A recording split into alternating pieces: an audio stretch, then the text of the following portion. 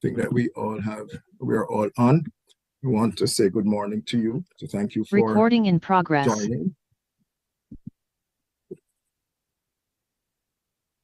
The third regional conference on higher education, CRES, held in Cordoba, Argentina in June of 2018, approved the declaration and an ambitious work agenda to cover the 10-year period 2018 to 2028. It was also agreed that a follow-up conference would be held 5 years later. Thanks to the support of the Brazilian government, such a conference, hereafter CRES +5, will be held on March 13 to 15, 2024 in Brasilia, Brazil.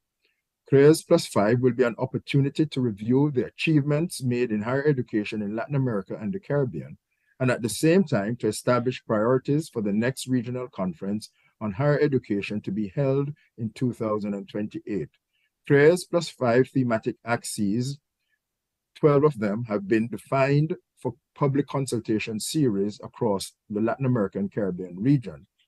Based on discussions held at the preparatory meeting in Cordoba, Argentina earlier this year, and the additional proposals of the Brazilian government, these working groups have been defined and are presently meeting to lead the consultations with stakeholders. In March 2023, the constitution of the working groups for each of the thematic areas considered for CRES +5 was approved. These working groups have the triple objective of taking stock of achievements and pending challenges according to the established 2018 to 2028 work plan, based on the contributions of all networks, organizations, and higher education institutions that submit them. 2, promoting a regional consensus on the priorities for the development of higher education in the next 5 years. That is to say, 2023 to 2028. And thirdly, drafting a basic document on the corresponding axes to help guide and enrich the discussions during the conference next year in Brasilia, to lead towards a final declaration. Today, we meet as members of the 12.2 working group focused on future of higher education in the Caribbean to discuss a very important topic, namely that of financing Caribbean higher education. The symposium will contribute to the development of policies and associated strategies for financing tertiary education within Latin America and the Caribbean.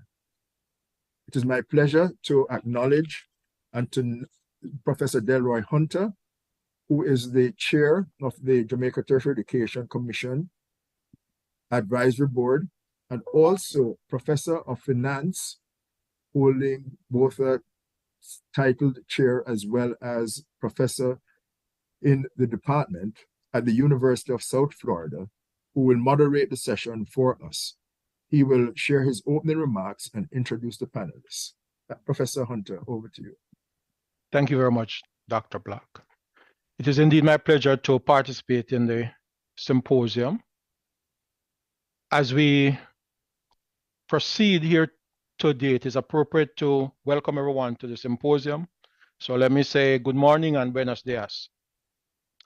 The problem we face here is that every country across the globe, essentially, is faced with the problems of funding tertiary education. We are delighted today to convene this outstanding panel of experts to engage in thoughtful deliberations aimed at advancing the development of policies and strategies that will help us to determine how to fund tertiary education in Latin America and the Caribbean. There's an increasing demand for tertiary education due to demographic changes and a growing realization that tertiary education and relatedly workforce training are cornerstones of a competitive economy. However, this arises in the context of long-standing fiscal constraints in the region. What is more, the recent unbudgeted expenditures to mitigate the fallouts both social and economic, arising from the COVID pandemic, mean that the constraints have become even more binding. Hence, all governments within the region are facing issues regarding the question of funding education, and certainly education at the tertiary level. Simultaneously, the matters of slow economic growth, limited real wages, insufficient loan funding on reasonable terms, and even the reluctance of some tertiary level participants to engage in loan funding of their education collectively limit the ability of individuals and their families to fund tertiary education. This undoubtedly leaves regional governments with a substantial responsibility for funding education and training, which, as I pointed out, are cornerstones to regional development, which we so desire. The upshot of the above is that there's an almost frantic search for solutions to the pressing problem of a feasible and sustainable funding model. Consequently, experts such as those gathered here today are increasingly being called upon to inform governments on a range of questions related to funding tertiary education. At the present moment, just taking into consideration the stage we are in Jamaica, there's a clear need for properly identifying costs and determining the strategies to manage and minimize these costs where appropriate. There's also the need to determine the extent of government subsidies that are reasonable and that are consistent with advancing national goals and the development goals set by multilateral organizations. There's also a challenge to identify the mechanisms to allocate the subsidies that government ultimately determines for various different tertiary institutions. There's a need to establish a feasible and sustainable funding model of these subsidies subsequent to the government determining the level that it will subsidize. Even then, students would still be faced with the problem of financing their portion of tertiary education, and there is a role, perhaps a leading role, for governments in funding the loan institutions like the Students' Loan Bureau in Jamaica. What mechanisms in terms of accessing loans, the need for guarantors, the extent to which loans would be a burden after graduation. All these are important matters that are to be addressed if we are to speak confidently about having a model for tertiary education. This symposium will cover the topics of financing tertiary education, looking at issues and considerations in developing a model in Jamaica. This model, of course, will be applicable to many regional institutions and countries. We will also be benefiting from lessons from international practice and financing models. We will hear from experts who will tell us about resource allocation mechanisms. And overall, we will learn how to finance tertiary education from a planning perspective. We encourage you to engage in animated participation and thoughtful deliberation so that at the end of this, we will all have important and valuable takeaways that can influence how we inform governments. At this time, I would like to introduce our first speaker, Dr. Bassett. Dr. Malie Bassett is a global lead for literacy, education, and senior education specialist at the World Bank. She provides leadership and technical expertise for projects related to post-secondary education and she has a wealth of knowledge gained from activities across the globe. Her most recent work has focused in East and Southern Africa and some of the new EU member states, the Russian Federation, and parts of Asia. She has been the team lead for a variety of tertiary and higher education projects, spanning topics such as financing, which is of most importance to us today. She also has experience in quality assurance reform and the internationalization of education. We at the J-TEC have been drawing on her expertise, and we are happy to have you here today, Dr. Bassett. Thank you so much, Dr. Hunter. It's really great to be here. And it's an honor to keep supporting the Jamaican Tertiary Education Commission. I think Damien is doing a fantastic job, really trying to accelerate the reforms across the sector to be more responsive and more efficient and effective for not just for Jamaica, but as a lesson for the region. And so I am really pleased to be part of this initiative. I do have slides. I'm going to share my screen. And assume this will work after all of our years of learning how to Zoom properly. So here we go, I think. Okay, so I have been asked to speak about the lessons that we've learned about tertiary education and higher education financing. And I will use the term higher education because that was the one in the project brief. I naturally flipped to tertiary education, so apologies in advance if my language becomes more comfortable than it should. But we have, as noted earlier, we have spent decades really working with countries around the world on how to modify and modernize their higher education financing to address the current problems and challenges of their sectors. I wish I could say that we had an answer. Maybe I'll get an answer from Steve or Michaela. That would be fantastic on what's the best model or the right model. We are constantly facing the same constraints and challenges that Professor Hunter mentioned earlier, which is the acceleration of interest and enrollments in tertiary education, the really vital role that higher education is playing for sustainable development across the world, especially in this region, is accelerating the need to find new ways to finance the sector, and that acceleration is challenging everybody. So I will talk a bit about the lessons that we have learned. Here's the outline of my presentation. Some of this is just an introduction to the policy rationales for financing higher education, and then I move to some of the key questions that we utilize when we work with countries on addressing their immediate and future challenges around higher education financing, some of the core principles as we look at reforming sectors, and then some of the current trends and pitfalls. And I spend most of my time there because I think that will help set the stage for the more nuanced and particular information that's going to be coming from the two sessions that follow mine.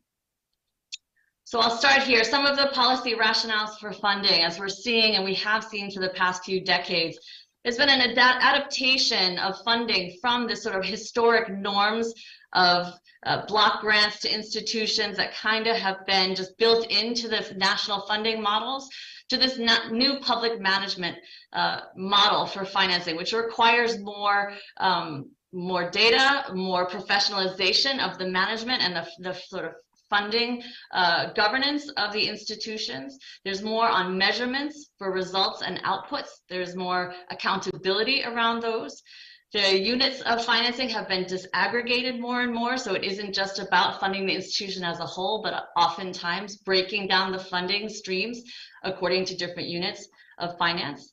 There's a lot more focus on competition, and that's something that we see in many of our countries, a great reluctance to embrace, and I completely understand that reluctance. I mean, what is the balance between higher education as a public good and higher education as a private driver of success and returns? Those tensions actually come to bear here in this idea of competing for students, competing for resources, competing in the sector as a whole.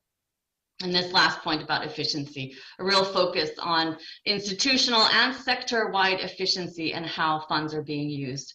And then this next idea is about public value. We all are spending a lot of time, all of us who care about higher education and how society values higher education, really trying to articulate as best we can, what is the public value of these investments of public funds? You know, how can higher education best serve society? And what can governments and should governments be doing to steer higher education institutions and students to build these best outcomes for society? So here you see a model that the European University Association created around the complexities of higher education funding. I really like this model because it shows how many pieces are in play right now on financing sector-wide higher education and institutions. So you see on the left top side how the public authorities are now, you know, that could be nations, it could be states, if you have a federated nation, how they finance their institutions and their sectors, sometimes through block grants, sometimes through targeted funding, project-based funding, and sometimes performance contracts or other forms of contracting. Internationally, we have a lot of other funders, including agents like the World Bank, providing funding for projects or providing funding through tenders, etc. As you move down in this slide, you see how higher education institutions receive their own internal funding models around research contracts, training contracts. A lot of points here about philanthropy, although this differs greatly based on the historic norms of countries around philanthropy towards higher education. Everybody wants what the US has, I think, in some small models in the UK perhaps, but philanthropy in higher education is not a global norm, and I think is something that is worthy of a bigger conversation, how much can be expected from that. And then on this last round is the private contributions to higher education financing, more from corporations and business sector, more from students and families, and again from philanthropy. So these are the three sort of tiers of financing that we are seeing right now. And it's a nice map for those of you who are studying higher education financing to understand the different points of interaction here. So I need to. Okay, so this is where the World Bank really starts to frame out our conversations around higher education financing when we are approached by a country on this topic. And it's not everywhere. Countries will approach us and say, we're really finding ourselves in dire straits around how we're going to expand our sectors. We know we have huge demand for higher education. Our government wants to spend less, or at least not expend more per sector-wide, and so the per capita spending or the per student spending is decreasing, even if the bulk amounts are staying fairly stable. And so we look at these key issues. On the left side, these are the main buckets of consideration that we consider as we approach the question. How much is financing supporting equitable access? How much of this is about quality and relevance in the sector and ensuring both of those things? And how much more and more is research, tech transfer, and innovation part of the calculus in the higher education financing regime, all of which are contributing to important outcomes for the sector. And so as you look on the right-hand side of the slide, some of the key questions, and I've really reduced them because I only have 10 minutes with all of you, but I think these are really sort of firm organizational questions that everyone can use when approaching this issue, which is how much should a government invest in higher education? How to allocate those scarce resources equitably and efficiently? How sustainable is the funding model for not just today, but in light of recessions, in light of challenges to the sector, political instability? You all know your home context best. What is the likelihood that the model that is there today is a sustainable model that can help the sector do everything that it's meant to be doing for the country and sort of serve that purpose without disruption in the future? And then the last point, which is an expanding issue everywhere in the world, is how much can be reasonably expected from private sector resources. And in this, we do include how much can families support, how much the individual be expected to contribute, how much can we expect from the beneficiaries of higher education, which is those who employ graduates, those who utilize research outcomes, etc. So how much can we expect the private sector, or should we expect private sector spending to contribute to the financing of the sector? So I know a very wordy slide, but again, I was trying to condense a lot in 10 minutes. So these are some of what we're calling the 6 principles of sound financing models. And I'm going to go through them. I'm sure I'm stressing the interpreters out very much because I talk very fast. But I'll go through them just briefly. I will share the slides in the chat when I finish. So the 6 organizational principles really are: one, and maybe the most important one, is the strategic orientation of the financing model. Is the financing model promoting national strategies? Does it promote institutional profiles and missions? You know, how much is the funding model doing what it's intended to be doing, or how much is it just holding on to a historic norm of financing without really accelerating the national strategic goals that the higher education sector is meant to be supporting? The next pillar is incentive orientation. Does it provide clear, non-fragmented incentives for engagement, for doing what they're meant to be doing? Does it avoid undesired effects and create performance rewards in many cases? And can it support a healthy competitive environment among institutions? The third pillar is around sustainability. And for us, this is a really core consideration, especially because we often come in with supplemental funding that helps sort of bridge gaps between how a sector was and what the intended future sector would look like. We provide that gap, but very often the thinking around what is then going to keep the sector moving in the right direction, in the direction that the gap helped bridge, you know, that we were helping to support. Is there an idea of how that's going to happen? Very often there's not, in which case all of these reforms come in and then sink, and then a new crisis comes, a new challenge comes. So how sustainable is the model for allowing for long-term planning, and that really spreads out the risk of really impacting the sector over the long haul? The fourth pillar is legitimization. How much can people support this funding model as real, as thoughtful, as informed?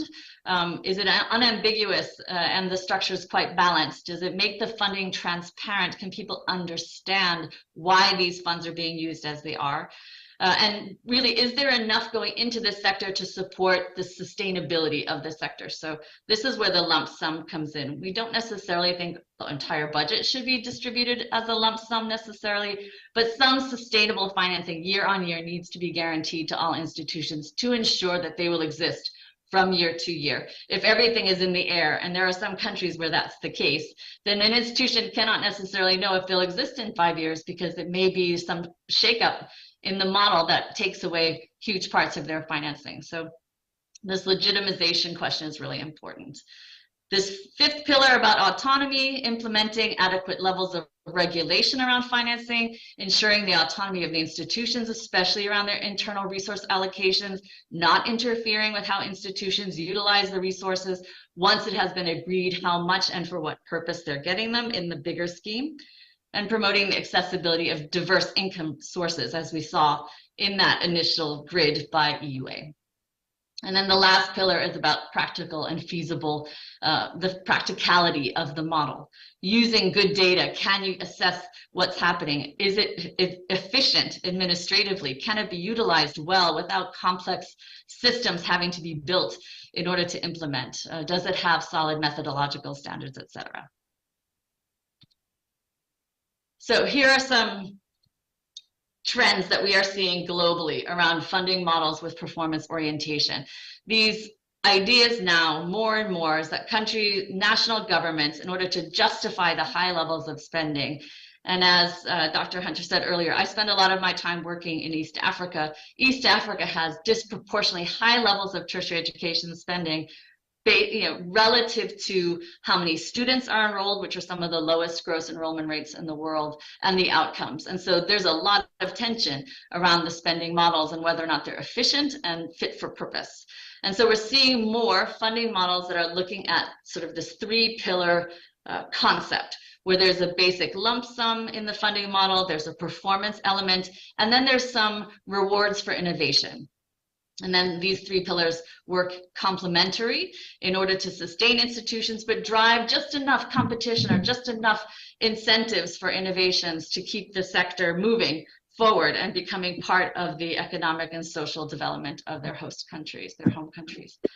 So the basic funding model is mostly formula-based. The innovation model tends to add these sort of competitive grants to the funding model, takes a small amount, 5–10% maybe of the overall sector budget, just to allow institutions to compete for some funds. And then there is this portion on the right, which is more about performance, which tends to be now a new innovation, really trying to create negotiated agreements between institutions and the ministries, Ministry of Finance, Ministries of Higher Education or Education, around certain areas where the government really wants effective steering, where they really want to see the institutions doing something very particular. And these performance agreements can support increased mission diversity so that not everyone is competing to become a world-class university when the agreement is that you're just going to be great at doing X, Y, and Z. And if you do that, you'll be rewarded in these ways. And these performance agreements also focus more attention on actual performance and outcomes, which is a key innovation in this in the financing model sort of area right now.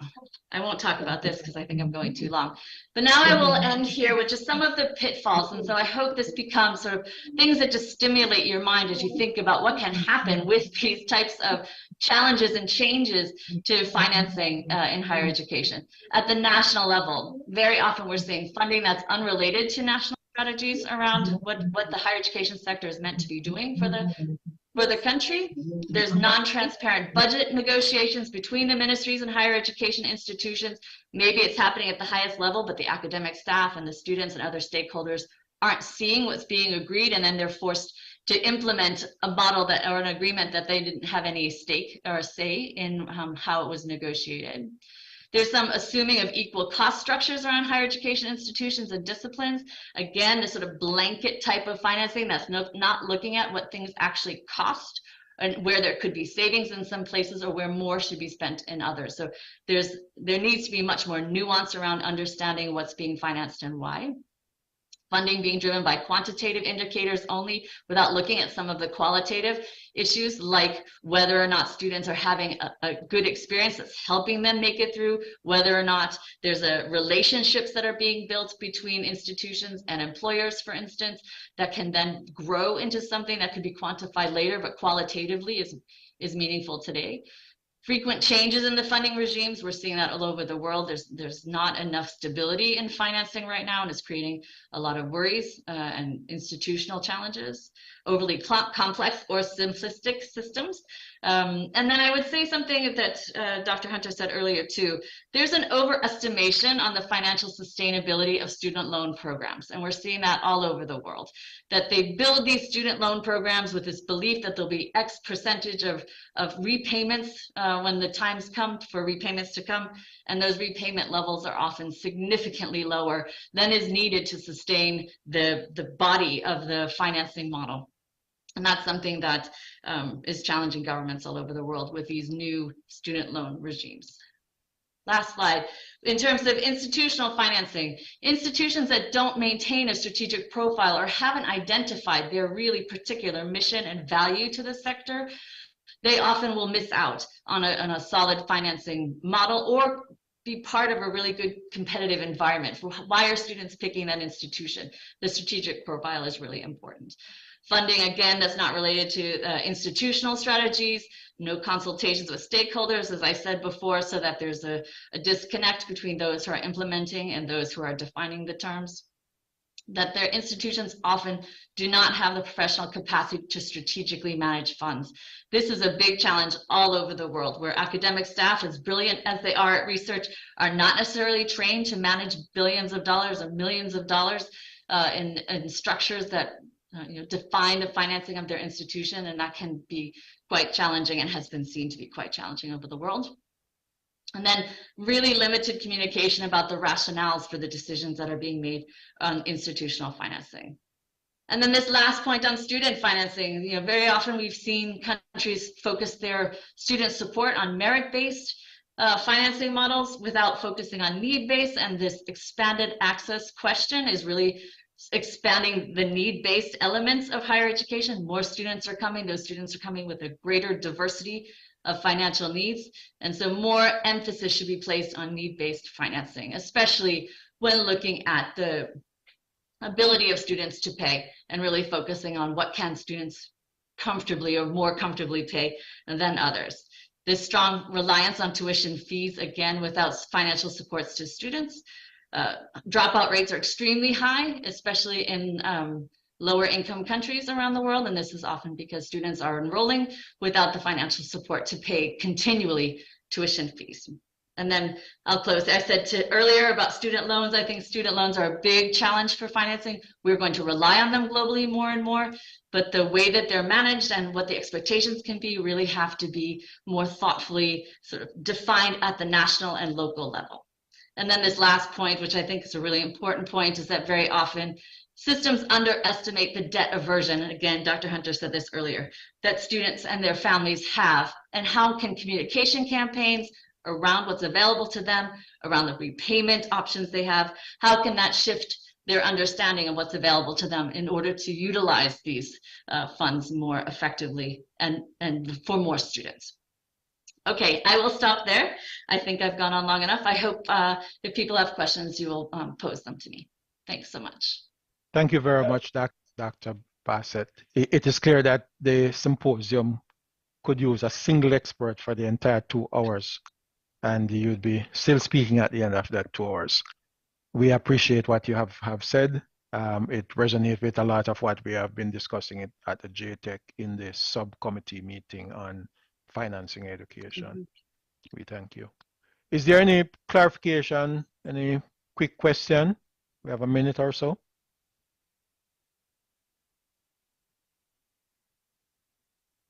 All right, I see no hands, I hear no open mic, so I will proceed by introducing Dr. Stephen Carr, who will be speaking on financing tertiary education in Jamaica, issues and considerations in developing a model. Dr. Stephen Carr is an Assistant Chief Education Officer in Policy Analysis, Research and Statistics at the Ministry of Education and Youth in Jamaica. He has spent the last 3 decades or so in the field of education, both within the classroom and in administration at the policy level. Prior to his current posting, he was at the Ministry of Education and Youth as a senior staff inspector at the National Education Inspectorate, so he knows more than a little bit about quality assurance. And before that, he spent time at the Planning Institution of Jamaica, which is our national institution for the collection of statistics to indicate the performance and health of the economy. So again, he knows a little bit about numbers. Let me just say a little bit about numbers. And currently, in his current role and in past roles, he has given advice to various governments of Jamaica on the linkage between education and training and the labor market. He's also participated in developing our Vision 2030 National Development Plan. Dr. Carr, over to you. Thank you. Thank you all. Thank you, Delroy. I also want to thank Dr.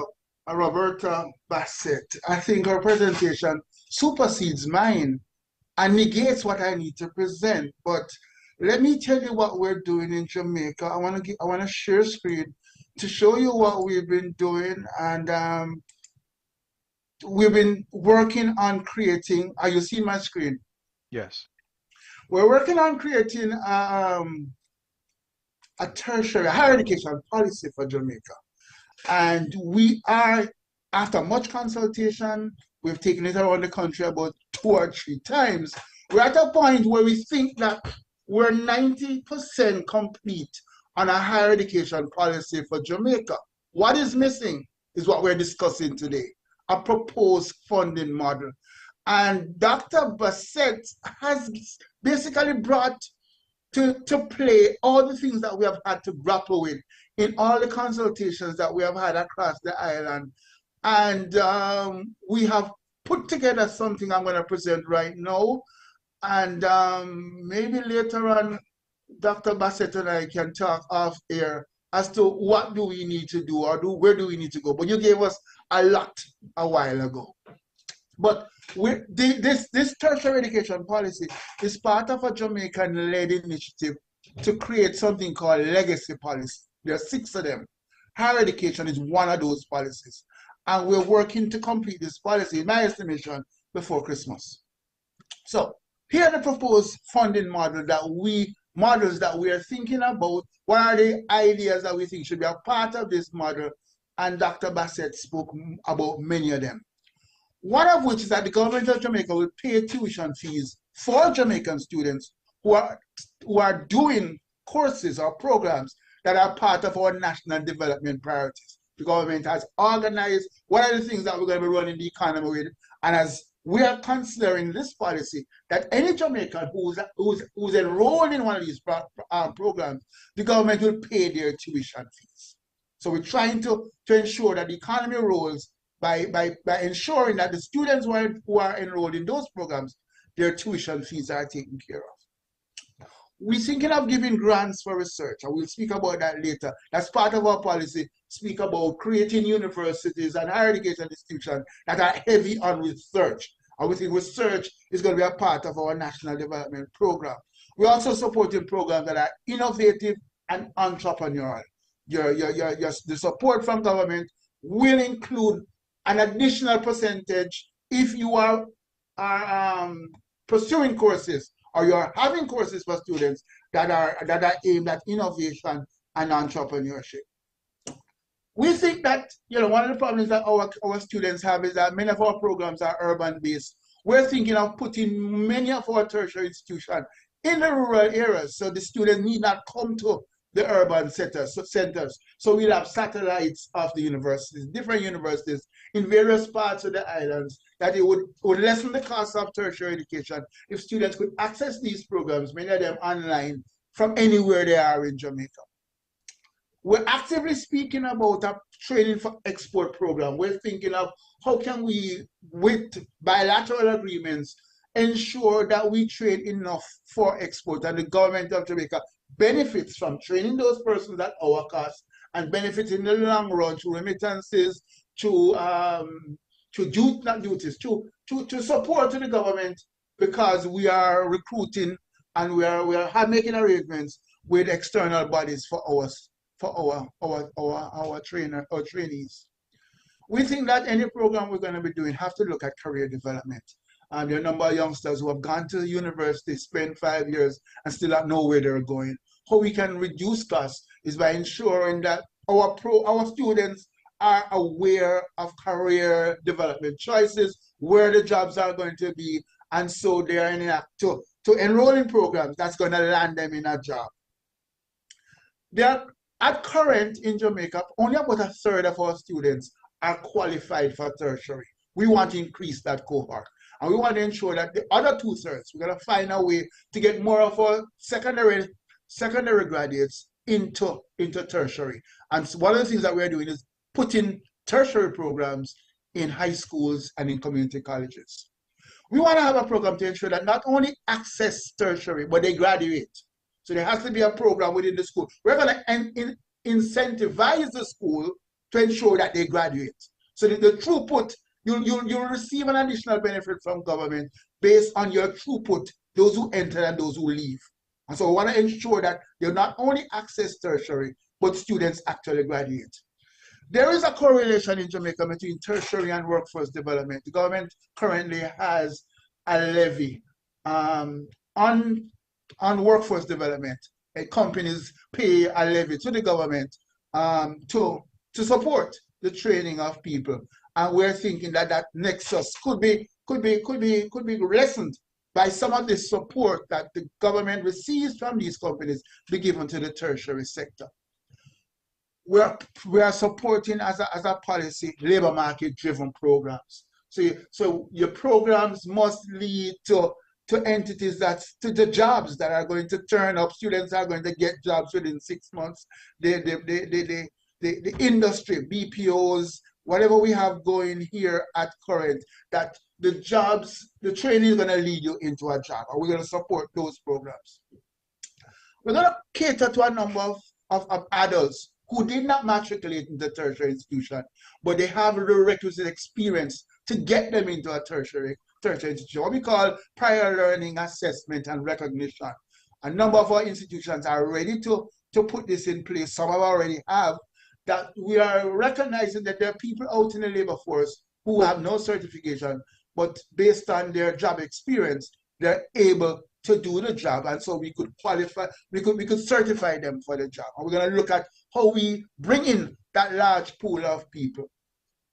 Our model that we're thinking provides student loans, scholarships, and bursaries to the most vulnerable members of our student population. We're going to make an effort to, with discussion with our Student Loan Bureau, how do we reduce the repayment period and reduce the interest rates on loans for Jamaicans who are declared by some beneficiary identification system to be poor or to be unable to afford tertiary. We're going to make that process of those who are most vulnerable easily accessible to tertiary. We want to introduce, or we have introduced, a sixth form pathway program where government is now ensuring that most of our students who get to high school stay in high school for at least 7 years. Currently, many of our schools end at 5 years. And so we want to make more students get into a sixth form pathway program. And in that sixth form pathway program, many of them will actually receive occupational certification at the end of high school. We're thinking that if they have an associate degree, the government of Jamaica is willing to pay for the extended 2 years for them to actually get a degree. So we have a set of students who normally wouldn't probably not have gone to sixth form or who have never gone to tertiary. We have designed a program to ensure that they get certified at the tertiary level. And as such, if they have an associate degree, we are willing to pay for the additional 2 years to get them a degree. There is an entity in Jamaica called NET, National Education Trust. We want to ensure that a pool of funds from this NET goes into capital projects at our tertiary institutions. And so the number of our tertiary institutions who could expand if they had accommodations, and they could invite foreign students to come to Jamaica if they had the requisite accommodations in place. And we're trying to find a way to map the resources in the net to get to tertiary. And so schools will be able to expand some of their programs, expand their libraries, expand their computer centers out of funds from the government. We want to facilitate the establishment of public-private partnerships. A number of banks currently have chairs or department or sponsors of department at the tertiary level. We want to expand that particular portfolio. This is the big one that we want to do. We want to ensure that students who get to tertiary won't drop out of tertiary because they don't have books, meals, transportation. So we want to extend the pool of funding to tertiary to include everything. And so one sum of money to a student will pay for tuition and all the other auxiliary costs to do tertiary. That's the big one, and that's what we want to do. And it's going to take cash to cure, but it's going to be a willingness on the part of the political directorate. And so we're also thinking, as Bassett suggested, a funding model, a funding formula that provides a source of funding to an institution as a whole. So in order to ensure that institutions don't go under, we want to provide a pool of funding for the institutions. We want to provide a pool of funding for specific programs within institutions, programs that we think are of national importance. And we want to provide an objective method to determine institutional needs equitably. So there are some institutions, because of their size, because of their location, we want to ensure that there is a formula that supports them not going under. And there are programs that we have here in Jamaica that are specific. I'll give you an example, like our National Sports College, GC Foster. GC Foster won't be able to hire somebody of international reputation using the salary models that we have. And so something has to be done differently for that institution, or the institution we have that trains people in the arts, the Edna Manley Visual College of Performing Arts.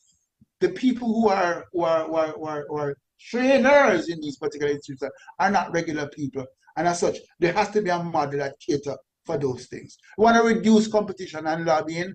And so in order to do that, we have to ensure that the program that we have caters to everybody. We want to make sure that the programs we have is adequate funding based on the minimum requirements, the programs, as well as support for vulnerable groups and different staffing levels. We want to make sure it's equity. So the size of the institution, the clients being served, the location, we mentioned that, and the mission, that the formula must take care of all of those things. And so we have not really designed, but we suggest that 50% of our money goes to instruction, 8% to research, 10% to academic support, 20% to student services, 2% to institutional support, and 10% to maintenance.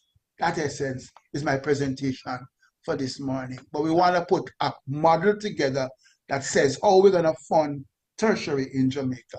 Thank you for listening. Excellent. Thank you. At this point, I think we should, I know there seem to be a couple of questions. I think we could perhaps just continue to the third speaker, and then we have 40 minutes or so for a summary and discussion of these questions. So unless you have a clarifying short question at this point, I am going to proceed. Is there any short question, especially if it relates to a clarifying matter? Let me take a quick look at the chat. Okay. Let me proceed then. For the next speaker, Dr. Michaela Martin, she'll be looking at resource allocation mechanisms. And as we have already seen from the previous speakers, how we allocate resources, it will be critical to the success of any kind of funding model at the tertiary level. Let me introduce Dr. Dr. Michaela Martin.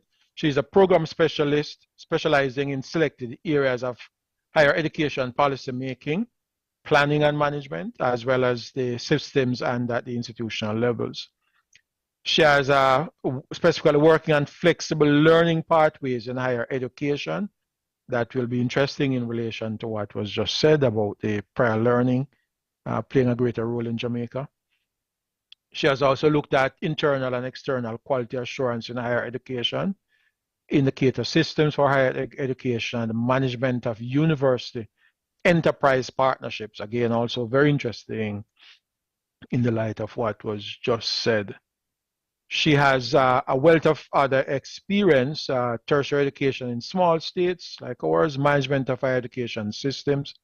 She's in charge of a research project in the area of flexible learning pathways in higher education. Since 1990, she has been involved in research and training activities related to higher education policy and planning, and she has published extensively in these areas as well as on the academia industry partnerships. So she's not only a well-rounded expert practitioner, but she also wears an academic hat. Thank you very much, Dr. Martin. Please proceed. Thank you very much, Dr. Hunter, for these welcoming words, and good morning here in Paris. Good afternoon already to everyone. Let me start sharing my screen.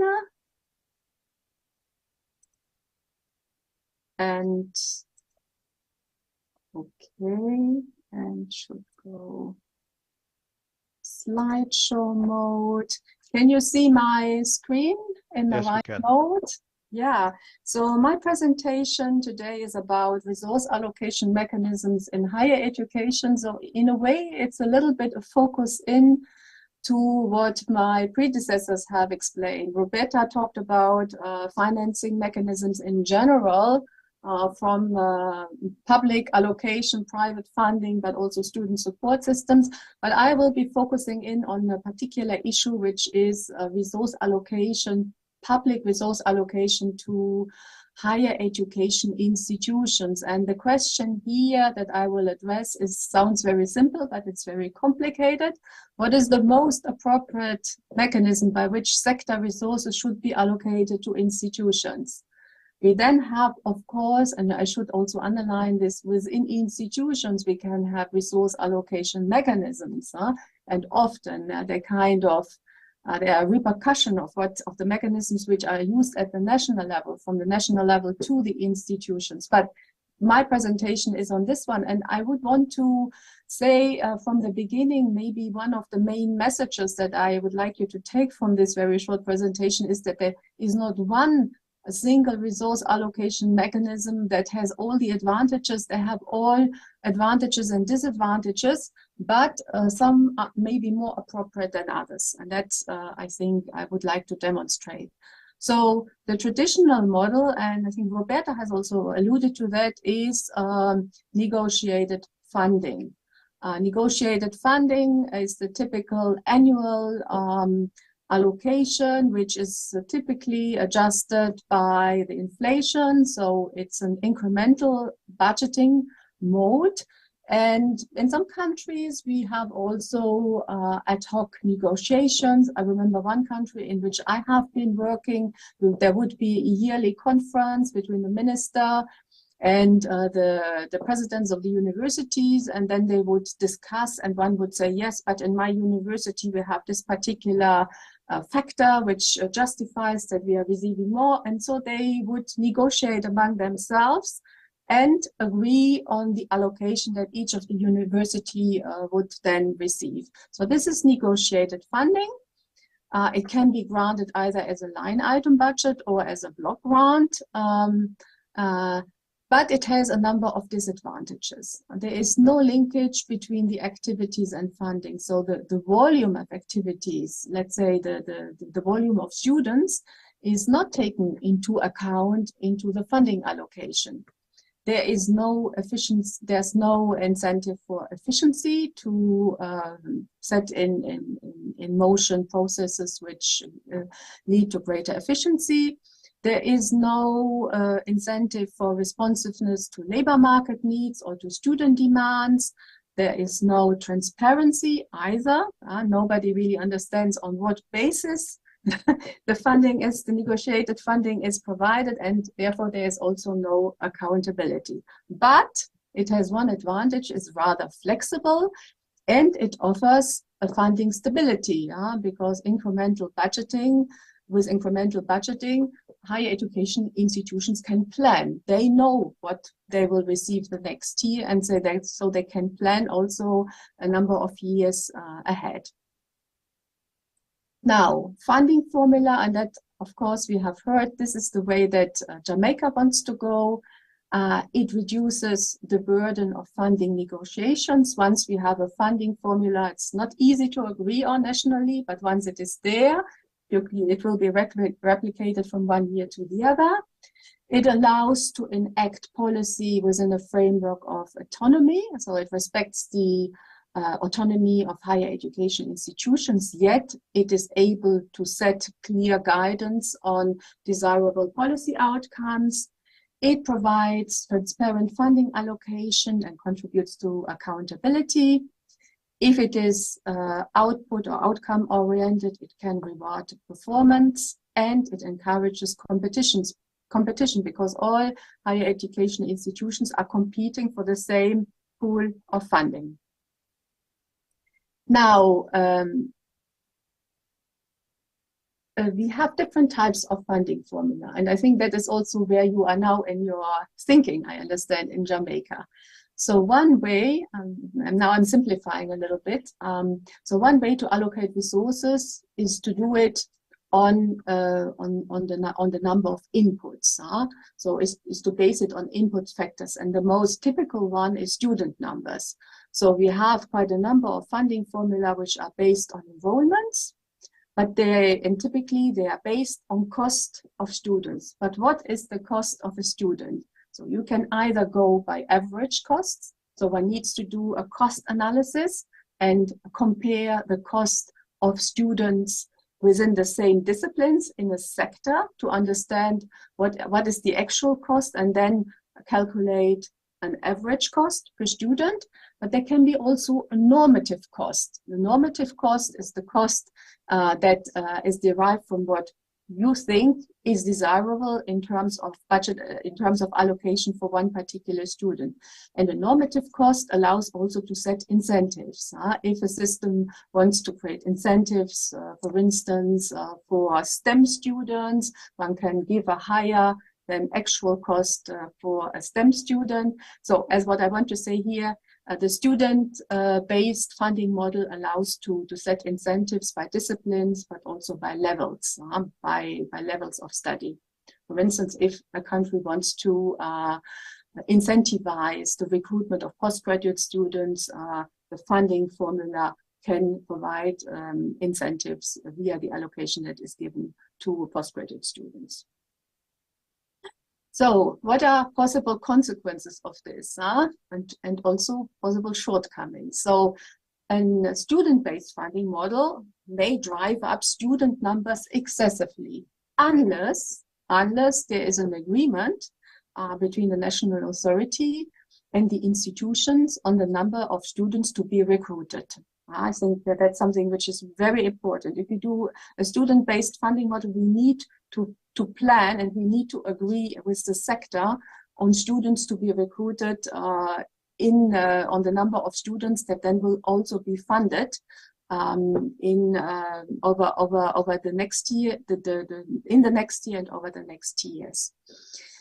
But it does not necessarily provide incentives for efficiencies and economies of scale, because institutions get the same amount for higher number of students, while at the institutional level, economies of scales are realized. The more students we have, we can realize economies of scales, but this model doesn't take this into account. There is no incentive to respond to labor market requirements for the institutions, like with the negotiated funding. And something which is really important, this type of funding model requires very sound and accurate management information systems. So institutions, and this sounds very simple, but it's not, unfortunately, not the case in every country, that we are very sure about the number of students which are actually enrolled in an institution. So these issues need to be solved before one goes into the direction of an input-based funding model. Now, what we can see also increasingly are output-based funding models. So here, the parameters that are taken into account can be output factors related to teaching, the number of graduates, or the number of end-of-year completers, or the number of credits which have been obtained. So this depends, of course, on the structure, on the architecture of the higher education system. When we have a very flexible offerings, of course, we cannot simply go by end-of-year completers. We would need to go into a more refined completer mode, which is the number of credits obtained. And output also, and I think we have heard about that in your presentation, in Dr.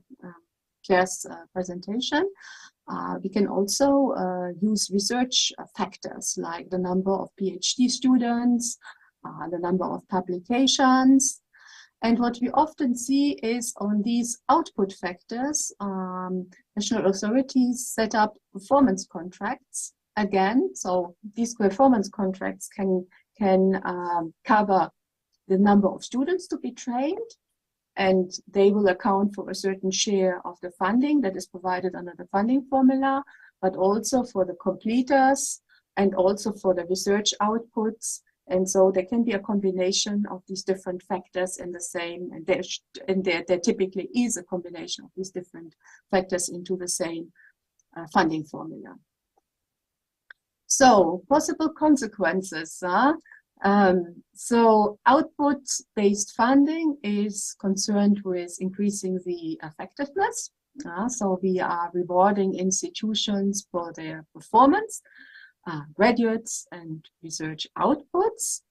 But we have to ask ourselves also a question. So we will certainly have an impact on improved student flows. But is the teaching learning process really the problem?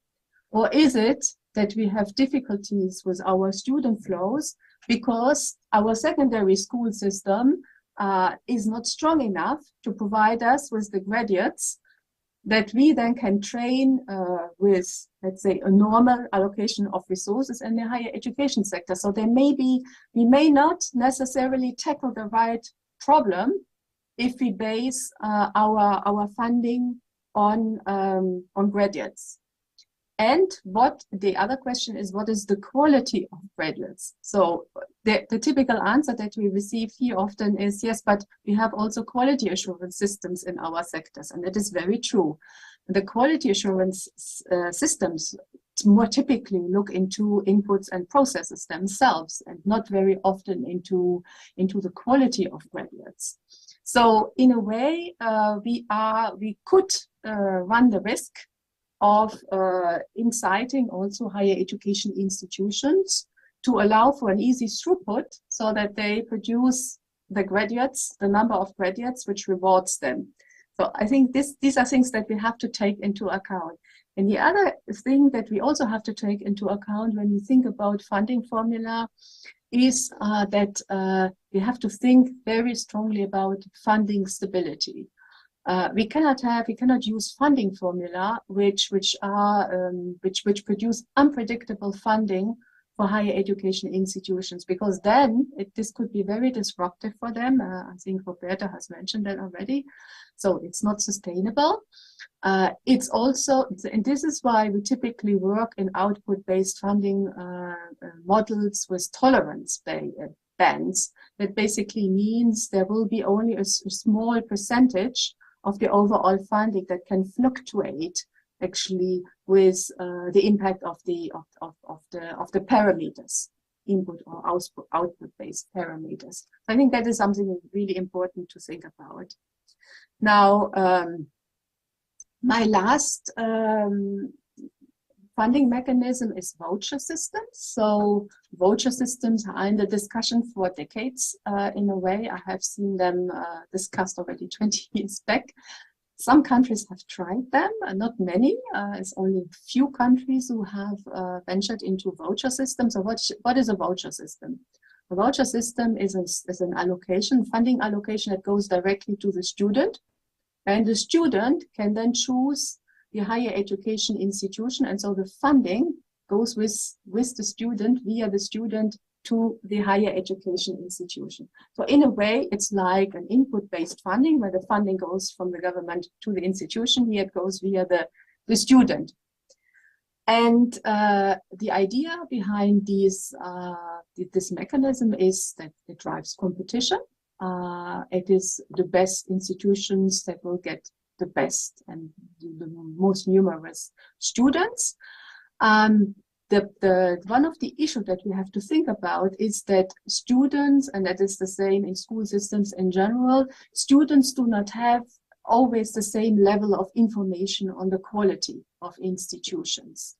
So and there may be also practical constraints that have to be solved, like students being able actually to go to another city. Typically students, when they do not have a lot of funding, they would of course try to study closest to their homes, so they do not need to quit their place and face supplementary costs. So all these issues, so the dissymmetry of information, and also the practical constraints that students face, have to be taken into account when a country goes for a voucher-based model. Now, so possible consequences of vouchers: it stimulates competition for sure, for students and for higher education institutions. This is the point: are customers able to access information on the performance? The customers, the students, are meaning. There may be limitations in mobility. There may be also high administrative complexity to administer it, as institutions do not get funding in one block from the government, but they get it from the students, and with, of course, the complexity to have multiple contributors to the public funding for the students. So my conclusion, funding formula are increasingly in use. I think they are basically a good thing. They allow for greater transparency and accountability. What we can see also is that funding models combine both input and output-based criteria. I mentioned also that only a certain percentage of the funding is usually can typically be submitted to a formula funding, so that the funding stability is not compromised. So I think that's really a very important point. And so what I want to say here is that when a government reflects on a funding formula, it's very important to anticipate as much as possible both the intended and the unintended consequences, because and the other point is that a funding formula, in order to remain clear and make clear messages to the sector on desirable outcomes, it cannot be too complex, because otherwise, if it is really complex formula, nobody will really understand what it is all about. So in a way, it has to concentrate on a limited number of policy objectives as well.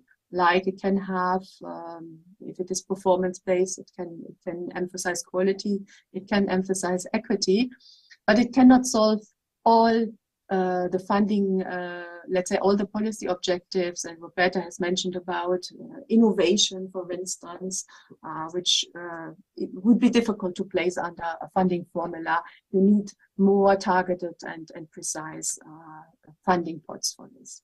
So I want to stop here, and I thank you for your attention, and yeah, I give it back to the moderator, Dr. Hunter. Thank you very much, Dr. Martin. Excellent. At this juncture, we are exactly 50 minutes to the end of our pre-specified time. That 50 minutes we had decided to allocate to guided discussion regarding the presentations, question and answers, as well as for me to do a wrap-up in the end. I think we can take a 3 minutes break or so. I'm sure there are some people who, although you're not on camera, you can take a quick coffee break, or the moderators may need to stretch your legs a little bit or have a sip before we get to the next section. So what's coming up is a discussion of the matters related to the presentation. So get your questions ready. We are looking forward to participation. It's 11 minutes past 11 my time. Let's get back here at 11:15. That's 4 minutes from now. Thank you. Don't log off or leave the meeting. Just mute and hide your camera. Thank you. 4 minutes.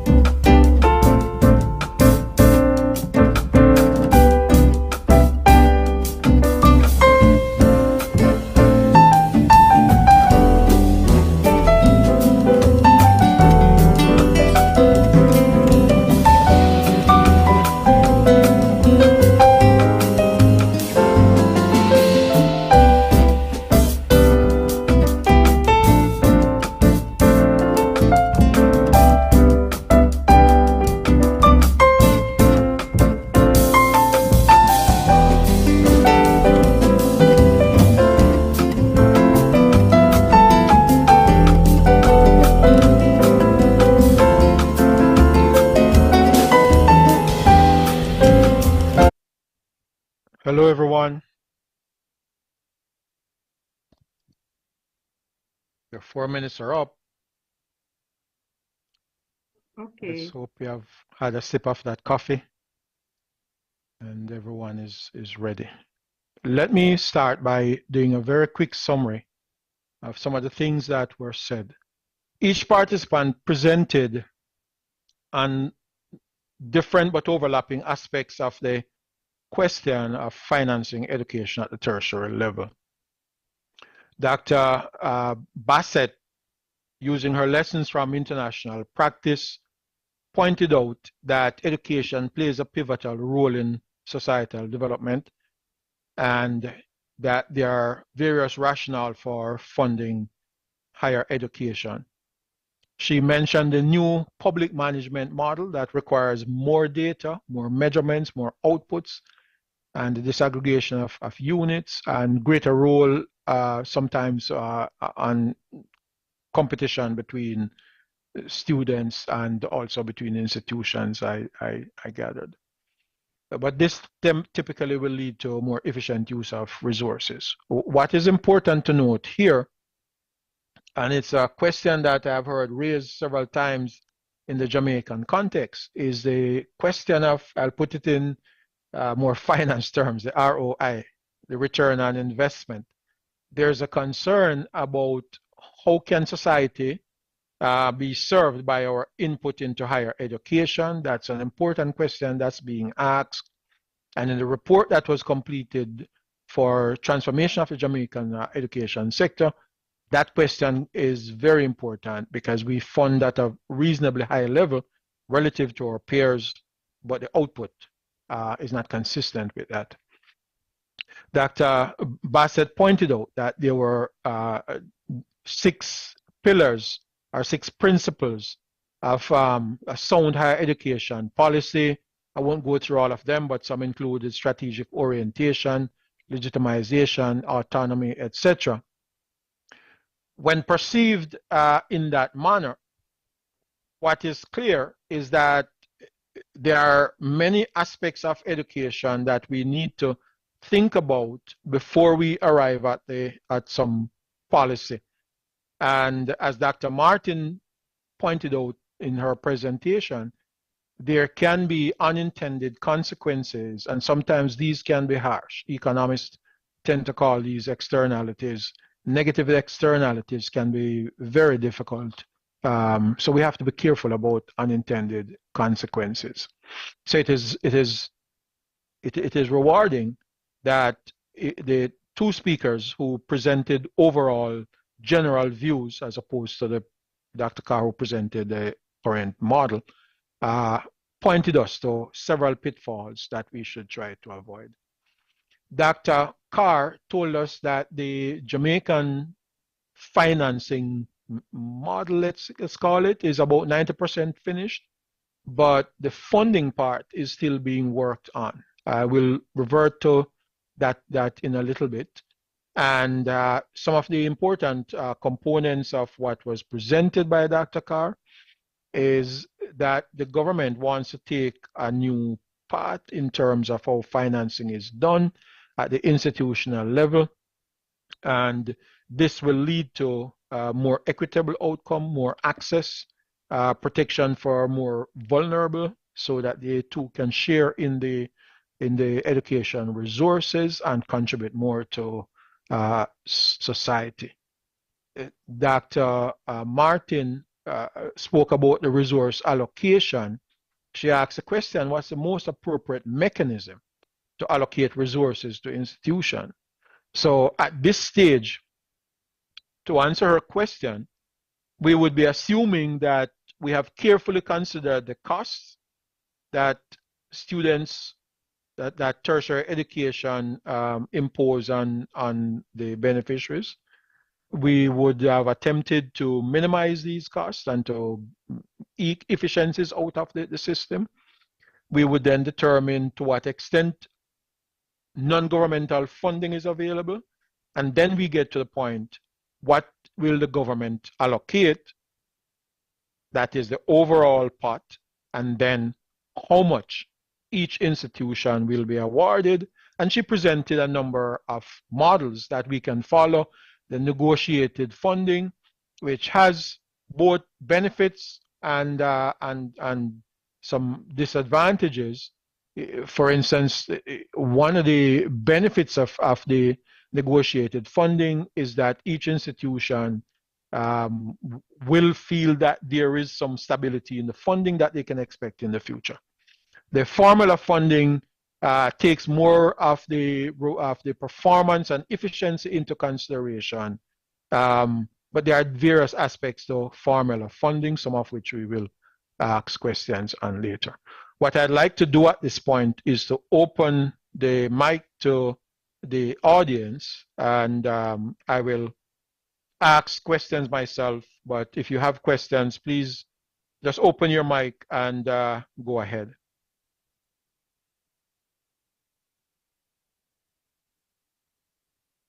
Let me see if there's any question. So earlier, Kenroy Edwards had raised his hand when one of the presenters were presenting. Is Kenroy there? Do you wish to ask your question now? Yes, I am. Thank you. Go ahead. Good afternoon, everyone. Thanks Sorry. to the three presenters for very informative presentations. So I have two questions. My first question is, and that's for any one of the presenters, how sustainable is free tertiary education in developing nations of the Caribbean? How sustainable is free tertiary education in developing nations of the Caribbean? And the second question is based on the graduate tax. So in the presentations, I saw different funding models and approaches that institutions, students, and governments can use to fund higher education. And I did some reading around the graduate tax and saw that some countries experimented with it. So I wanted to know your perspectives of the graduate tax. Is it a feasible way, a viable option for students to fund their tertiary education in the Caribbean? Thank you.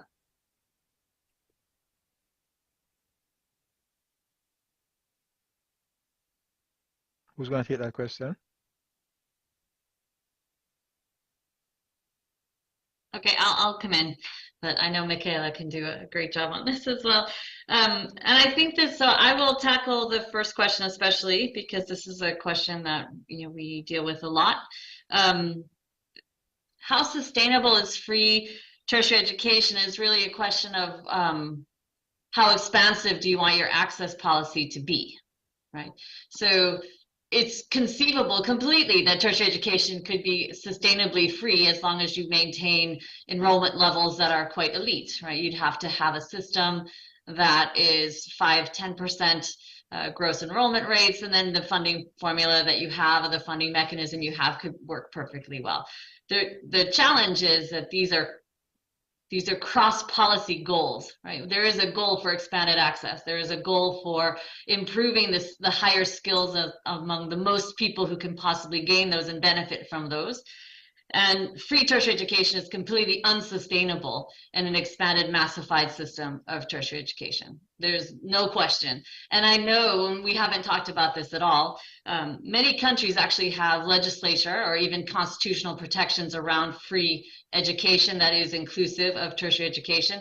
And this has become, a grounds for creativity, I guess is what I would say on this one, where things that are not called tuition become part of the private spending for students to attend tertiary education.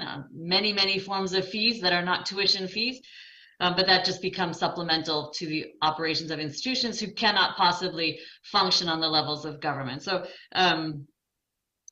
there's a way for it to be free.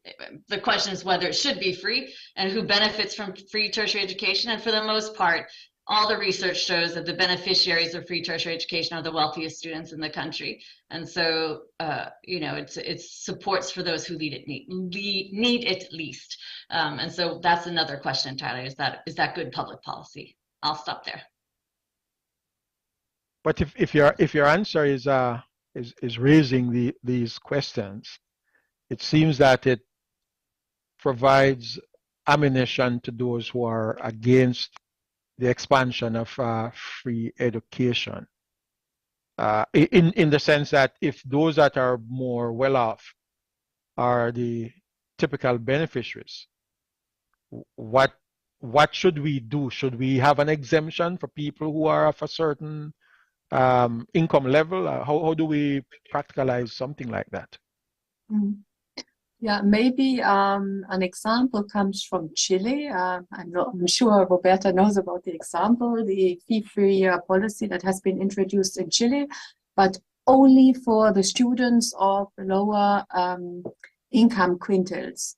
So the three lowest income quintiles, if I remember it right. So you can have a mix while the policy objective is free higher education. It is targeted at the neediest ones. And I think that is actually a very good compromise to balance what you have said, Roberta. On the one hand, we want more access, more equitable access, and we need resources for this. So we have to, balance these objectives. So I think that is, for me, is quite an interesting example. It has driven up the student numbers. I mean, Chile is a country that has already very high participation rates in tertiary education, somewhere, I think, around 70%, 75%. So it's really high. It's one of the countries that has a lot of people, but they have many, many people also who are taking evening classes. I think something like 25% of the students are studying in evening classes. And there we have also an equity issue, because they are the ones who are paying the fees. They are the ones who are working and then they pay the fees. And so that is also a question, how do we do with these evening classes? Should the student necessarily pay, or can we also cover them in our funding scheme? So I think there is an equity issue there. Kemoy Edwards had also asked about the graduate tax and how feasible that is.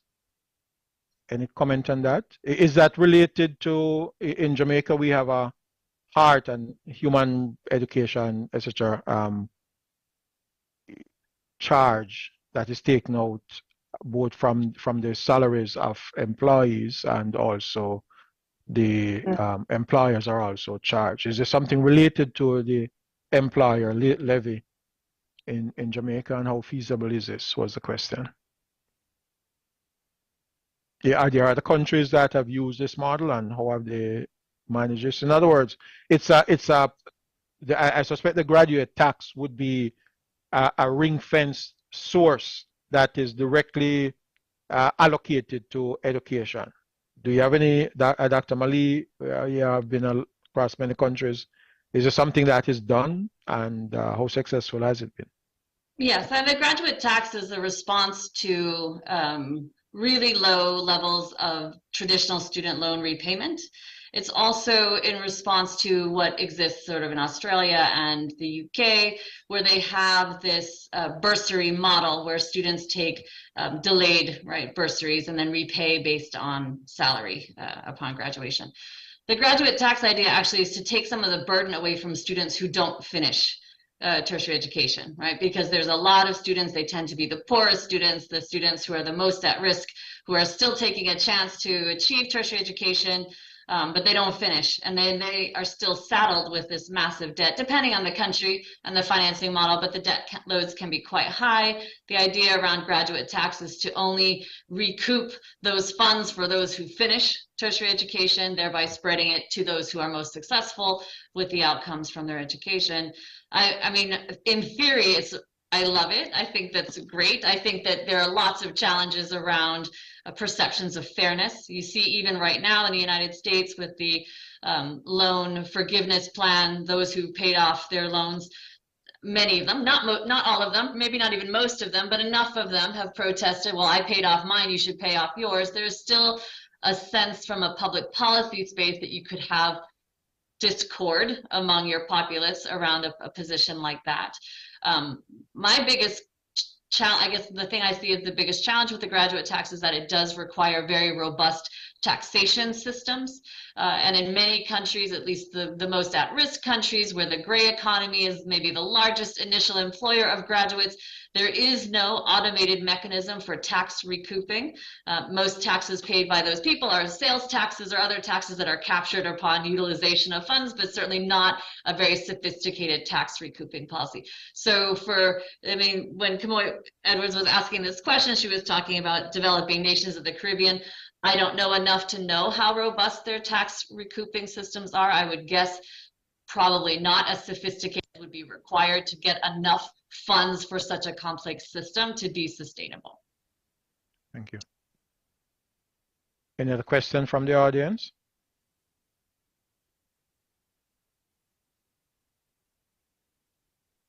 All right, let me ask a couple of questions in the meantime. Again, feel free to intervene whenever you're ready.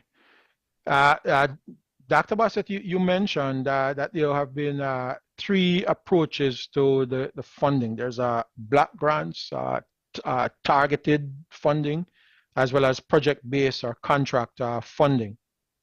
The question I have is, can you say something briefly about how successful these are? It seems though that different models will perhaps have a mix of both. If I understood the model that Dr. Carr tells us about, there's both a block grant and projects or contracts in there.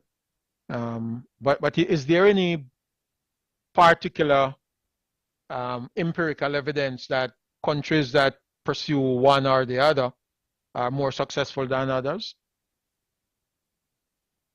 Yeah, I actually will punt this in a second to Michaela, because she was presenting on resources, and I think it's probably the more useful contribution on this one. But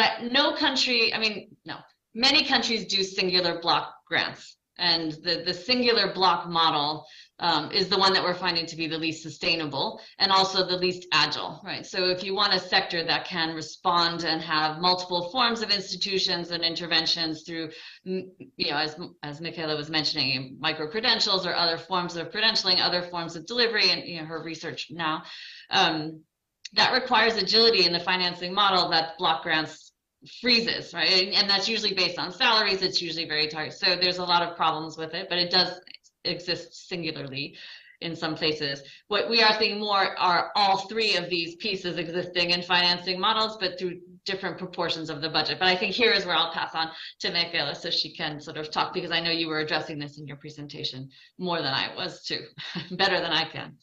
Go ahead. No, I think what is important, maybe also to add to this idea of agility and being able to respond to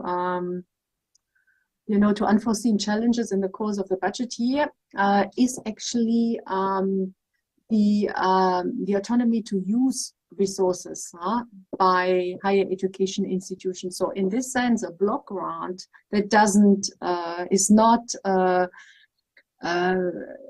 is not given on a line item basis, I think is much more flexible, because the institutions, they can allocate it across the institution, and they can allocate it according to their own funding policy. But of course, they have to be careful that departments and faculties feel that they receive their needed and I'm looking forward the share that they deserve, the deserved share. So in a way, I mean, even if there is a total autonomy, the government doesn't give any specification on how the budget is allocated within the institution. There are constraints, of course. There are constraints of historical allocation and the like. So, but still, I would say that the block grant is by far the most flexible model for higher education institutions to design their own internal allocation policy. Yeah, that would be my add-on to this issue. My point on this really was that it's not agile for the sector, right? If the budget, so I was thinking from policy, again, I think this is why these presentations are very complementary. If you're the Ministry of Education and what you want to do is now fund a private institution that's doing micro-credentials or some new institutional norms, but you've already demarcated your distributions and block grants to the institutions, and there's no way to pull back those funds. The agility at the sector level, I think is bound. I think you're 100% right. Once you give it to the institutions and you allow them to be more agile in they have more, absolutely, yes, they have more ability to be innovative with their funds through a block grant.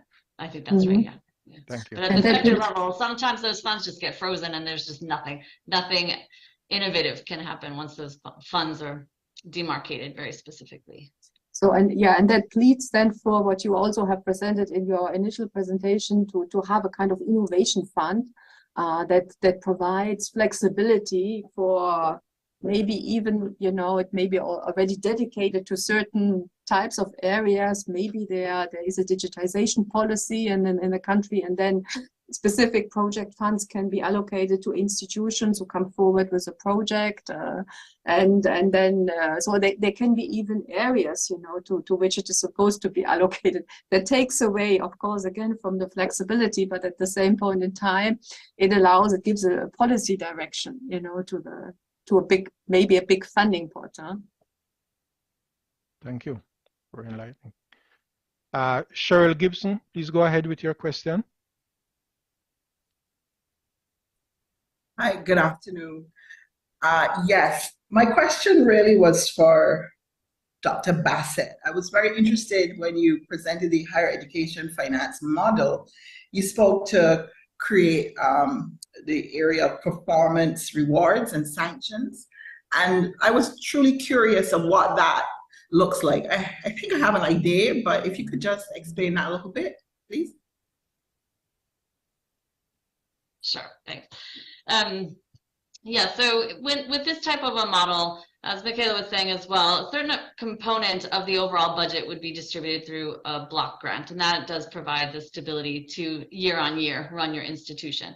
But another part is a part that's negotiated between the institutions and the government. You see this as an example in Romania. Romania is actually doing, I think, a really interesting job with their performance financing, because they've picked some set indicators that are shared across the institutions, all of them, that are part of this scheme. And then they have some that are negotiated indicators that are very specific to the mission of those institutions. And they're not that many. It's 8, 10 total. I mean, things that are reasonably managed, reasonably measured with the systems that they have in place. And they've also invested in data collection systems, data management systems, in order to be able to have these performance agreements. But within those, there are agreed terms. I think Michaela had some in her presentation. I had some in mine.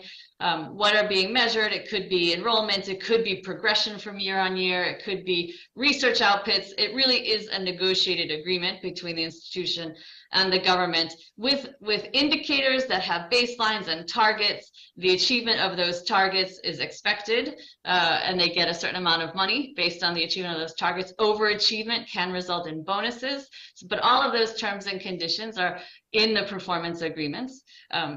It tends to not be a significant part of the sort of a disruptive amount of the budget. Certainly less than 50%, something closer usually to 15 to 20% maybe, but enough to incentivize really strategic investments of time and resources at the institutional level that are shared concerns or shared specific goals between the Ministry of Education, the government, the funding government, and the institution, and very often targeted towards the specific mission of those institutions, what their character is and what their real contributions to the sector are. But I'll hand over to Michaela if you have, I'm sure, something to supplement on that. No, not really. I think it was really a very interesting example. I was not aware of that, but definitely we'll take a look at Romania. Thank you. I have a question for Dr. Carr. In your presentation, there's a line that says that part of the training would be for export. I know that there's been substantial discussion of that in the public media related to, say, nurses and teachers, as each year we are faced with significant outflows in these two areas in particular. And there are some that feel that the benefit from training for export is substantial by way of contributions to development from the remittances to many people in later years tend to return to either retire or even pre-retirement return to Jamaica with certain skills and experiences and so on. But there's a question also is, can we afford to spend this money even if the rewards are likely to materialize later in time? You spoke to possibly a contribution to government.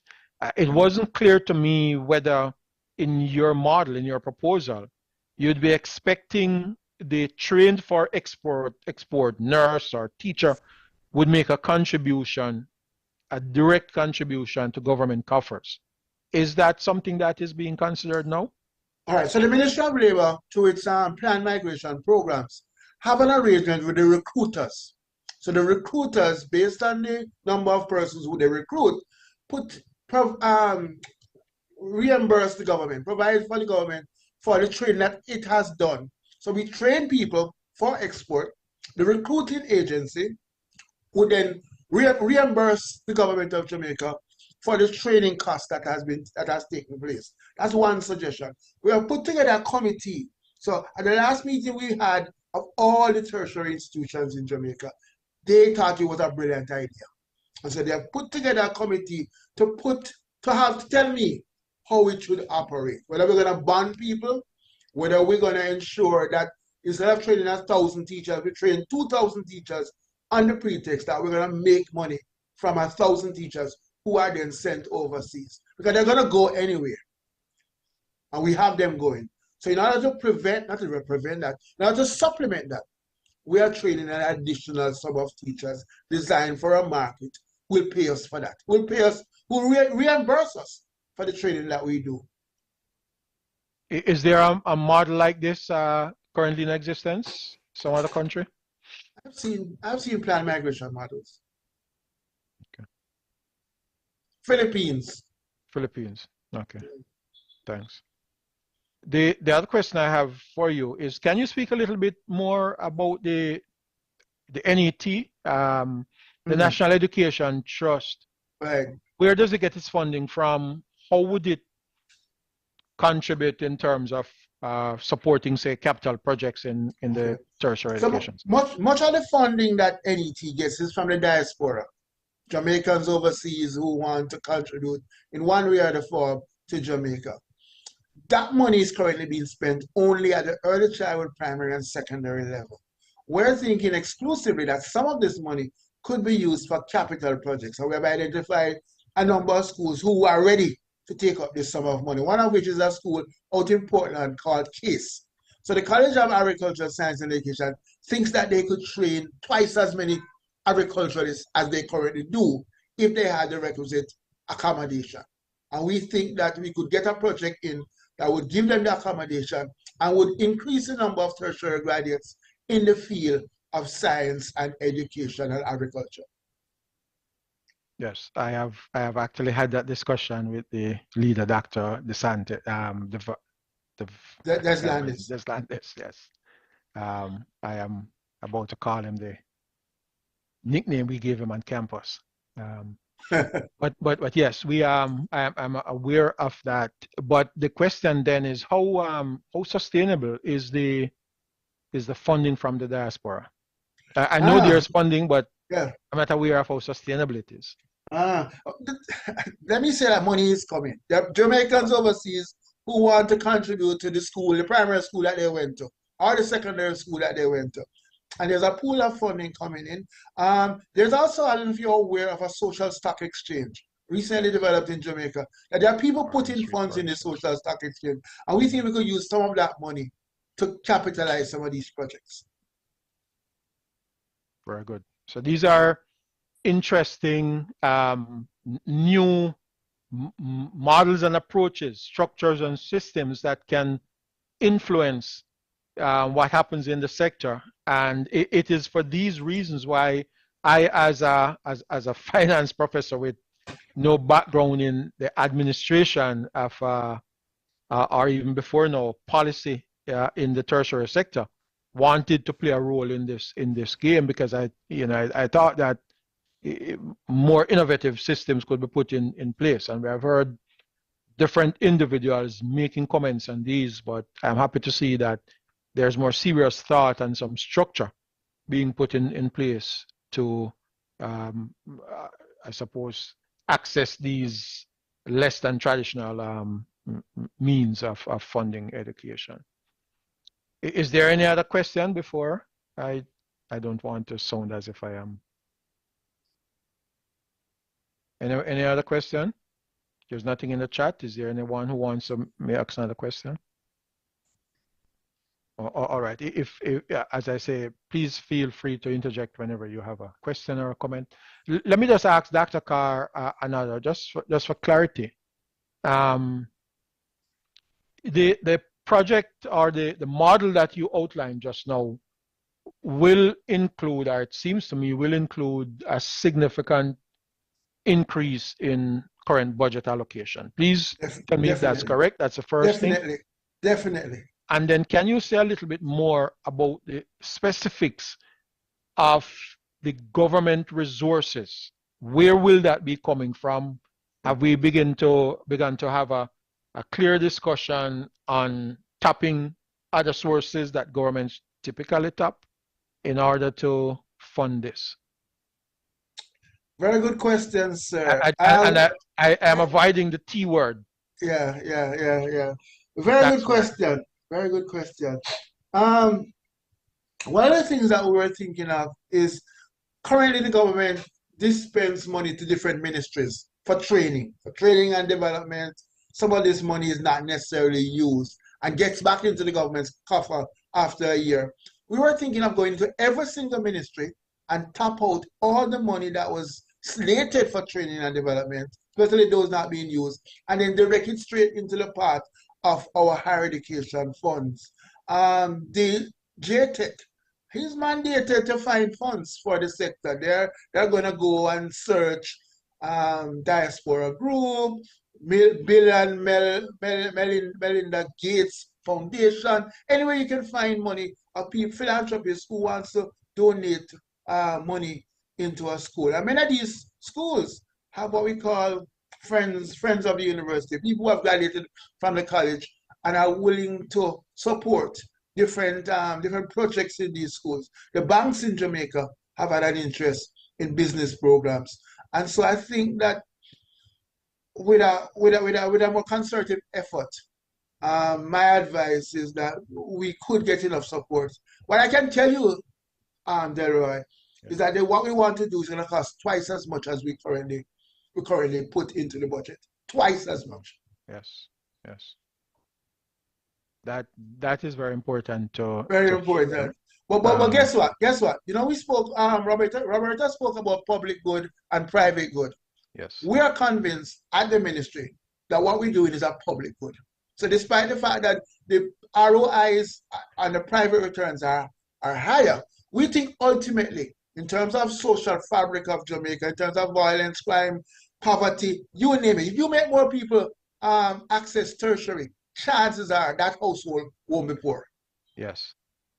It's education brings about significant social change, and that's critical for us. We are not only struggling with the economic, sometimes slow economic growth, but there are other social issues that we hope additional spending. And this is why it is so important that aspects of this policy, like the prior learning experience, is implemented and affects a broader number of people in places that typically would have been overlooked.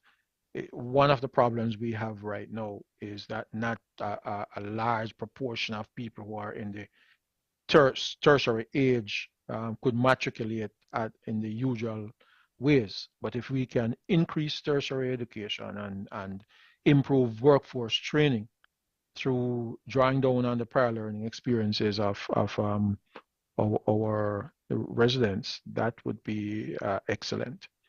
Is there any additional questions? There's one I in the see. chat. Devon Go ahead, Case. Dr. Black. No, man, there's one. I was just alerting you. Oh, Devon I Case. see Devon Case has, how can the From Case. sector cater to institutions that attract students from extremely poor backgrounds who are shying away from student loans? It's a very important question. Very important. Yes. At the J-TEC, we have had this conversation, and there seems to be a clear understanding that many students shy away from taking loans. But that might be the only way that a number of students across the country can fund their education. How can we reach out to these students? And how, you know, so we're thinking how can we allay their fears, and what can we, how can we create particular loans that are more attractive? You know, Roberta said something earlier that resounded. Scholarships, huh? Okay. Or scholarships. Roberta said something earlier that has left, that has, you know, motivated me to think more on this thing. That there are kids, there are students in our school who are not financially literate. And so if we were to put a package together that would ensure a longer repayment period, lower interest rate, find a way to make it income contingent, so they won't start paying this loan until they actually find a job. If we got that kind of financial literacy going, I think less Jamaicans would be risk averse or loan averse. That we'll have more people taking up loans if they were allowed to think of packages that were long term and were beneficial in the long run. Yeah. Martin. Yeah, I was just I think one can think also of a combination of student loans and the income contingent one. I think I find it also quite appealing. But I think we should not forget that scholarships are also, I mean, they are the more traditional one before we went to to loans, targeted scholarships, you know, at needy students, but yet high performing students, maybe even targeted at specific disciplines. I think would be very welcome. Both in terms of getting these students into the system and getting them into training programs, educational programs that are promising for country development. So I think we should not forget about that. We tend to think only about loans nowadays and all kind of loan modalities. But I think we should keep on thinking also about scholarship schemes. That's one of the priorities that we have. We're going to offer loans, bursaries, scholarships. We're going to offer more of those scholarships directly targeting to the most vulnerable. That's a commitment from this government. Thank you very much. At this point, I think we have about 5 more minutes. Dr. Black, the director of J-TEC and the convener of this conference, can you say a few words? And then I'll wrap up.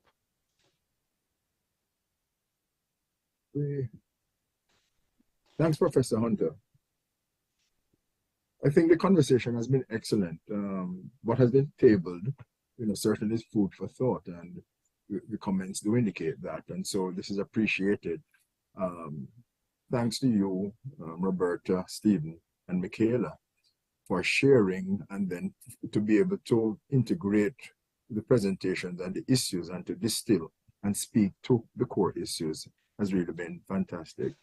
As I noted, the working group that has facilitated and developed this symposium is looking at the future of higher education in the Caribbean. We had an initial webinar on November 16, and this was one of the issues that emerged, top priority. And critically, this is a global matter.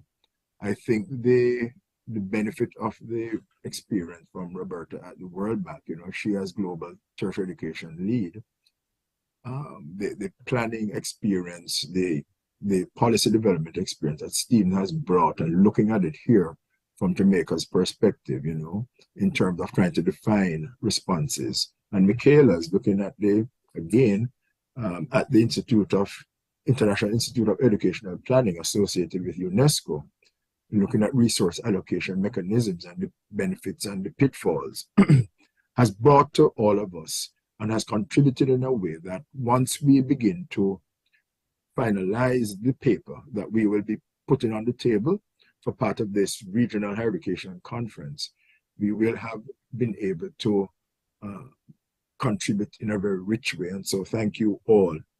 One of the things that we will be doing next week, November 30, is to look at the whole issue of internationalizing higher education, because we have not looked at this in terms of we have some success stories, Grenada and other islands in the Eastern Caribbean, the Dominican Republic, of hosting schools established to train medical professionals.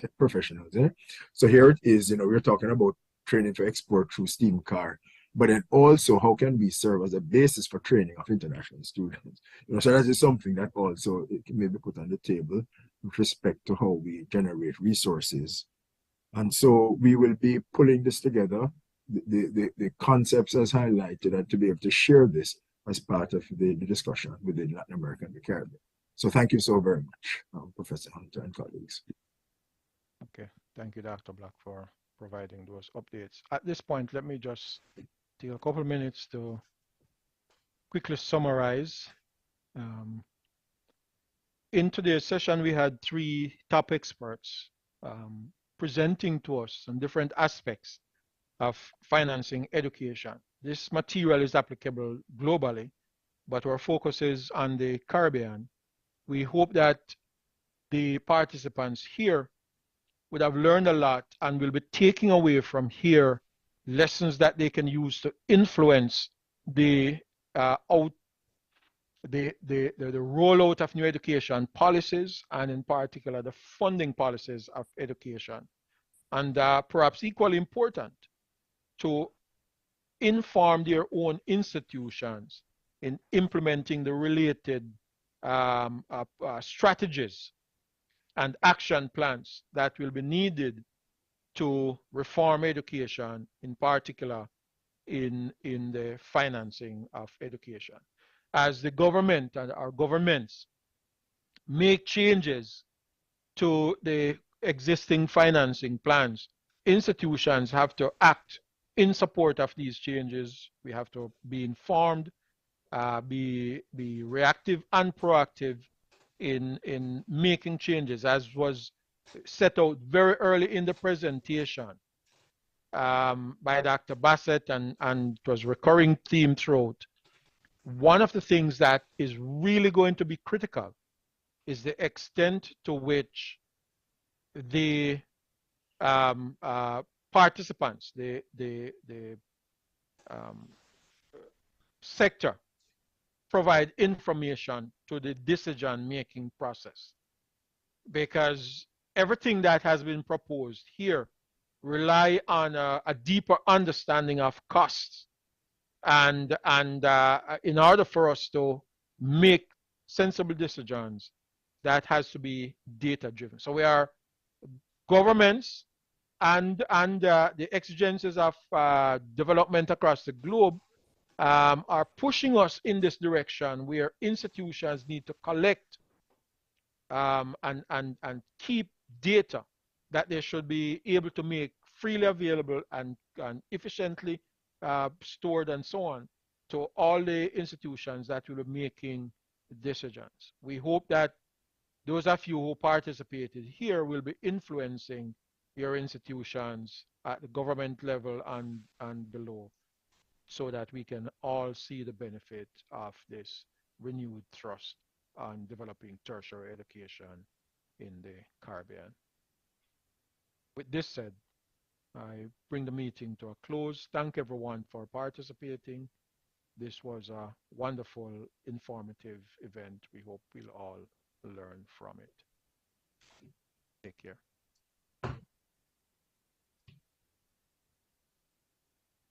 Bye. Bye. Thank you.